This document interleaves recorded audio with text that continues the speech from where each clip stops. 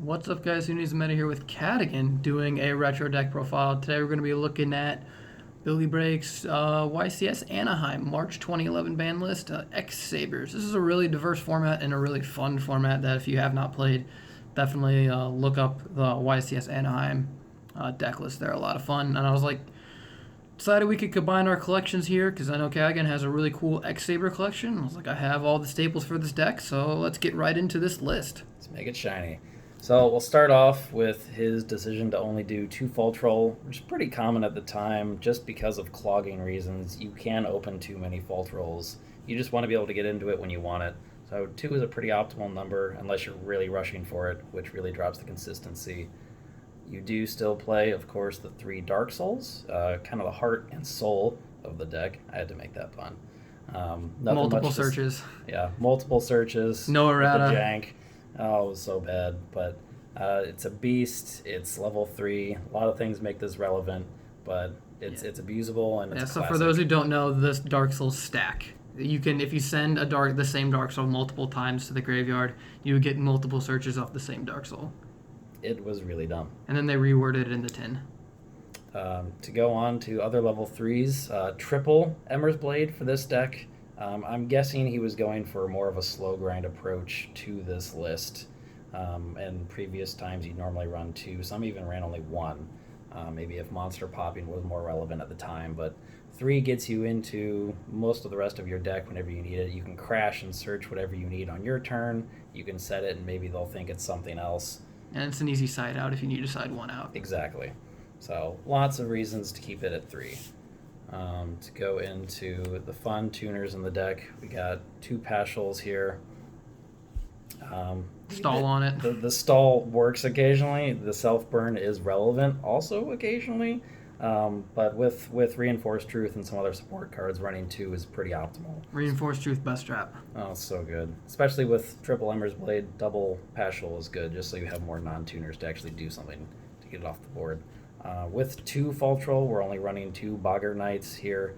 We're not turboing things out, but you want it in hand to actually go off on a normal summon when you want to. And being 1900 is relevant. 1900 is relevant.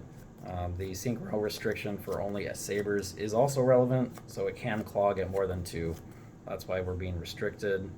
We do run the 3 Fulhelmknights, both for the grind with the recursion effect and the attack negation effect, which wasn't nearly as relevant. The main factor of it being a level 3 tuner is what mattered here. Same with the 1 Aribellum, which goes hand in hand with the 1 Mega Hamster that we run, both for the Dark Souls and the 1 Aribellum, just as another tech. And Aribellum isn't a bad level 3 tuner. It's just less synergistic than Fulhelmknight on most occasions, without Cat in our arsenal now. No more Cat. No more Cat. Alright, now we're on to general good stuff. We got 1 Gorz and double Veiler, just to say no whenever possible. Gorz, you don't want to get blown out by Trunade or anything else, and Veiler is just good stuff. Cool. On to the spells. On to the spells. On to synergies with Dumb Dark Soul. We've got 2 Econs. The Tribute Take play is probably why you run this card in 2s, or even run it at all. If you just sack a Dark Soul on your opponent's turn to take a key synchro piece, or maybe something that would prevent an OTK. It's a very versatile, almost Book of Moon-ish spell in this deck. And we did have multiple formula synchrons in this event, so a lot of lists would play 2 formula. So especially if you like synchro heavy, so you can steal a formula and then still sync on their turn, which is pretty good. Shenanigans.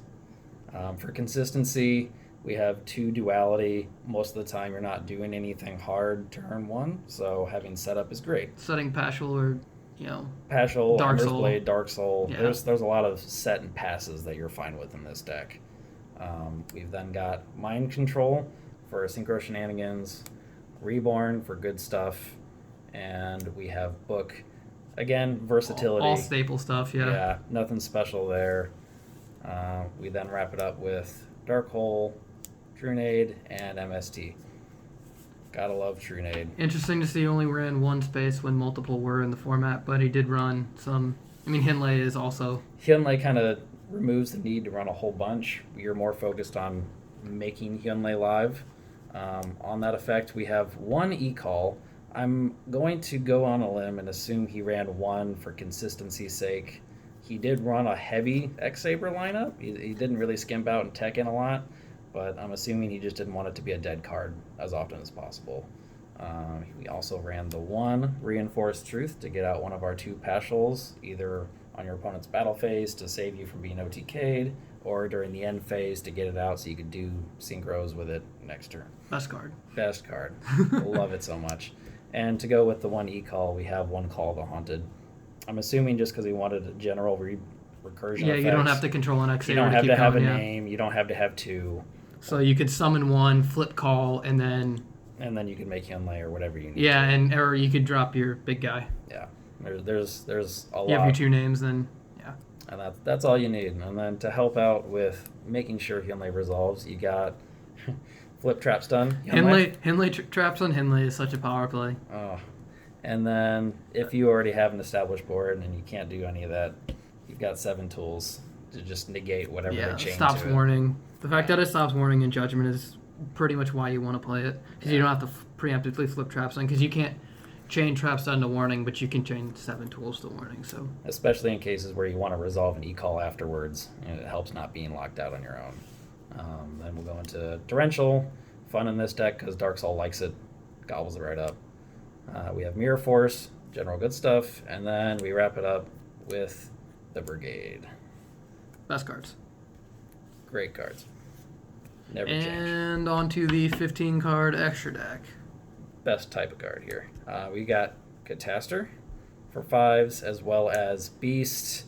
Not much to say here. It's great. You run it because you can go into it very easily. It locks down a lot of decks. And Beast and Barkion are just insane cards. Going into the 6s, we do play double Hyunlei. No reason to play 3, but it's good enough to run 2. It's insane at 2. Yeah. For other good 6s, we have Brio, which you can still bounce Faultroll with, I believe, in this format. Yeah, so, you can target your own cards. So discard bounce Faultroll, resummon Faultroll, pluses.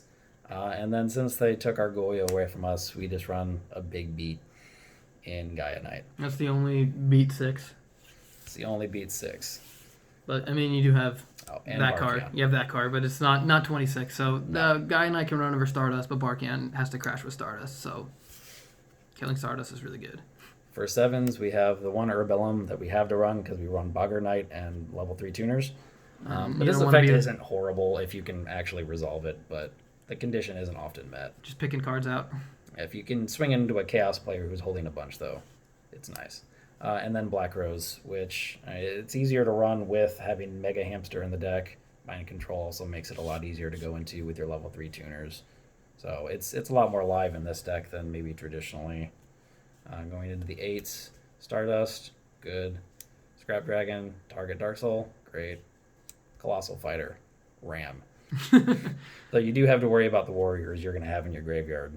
Pashuul and Fulhelmknight and even Faultroll. So the fact you can make it really big. You can make it big. So if you're looking to ram it into Scrap Dragons, it might not always work, but it'll be big. 9s, we have Mistworm and Gottoms. Only one Gottoms. Again, focusing on more of a slow grind with this deck. I believe he wasn't trying to turbo out Gottoms for the loops.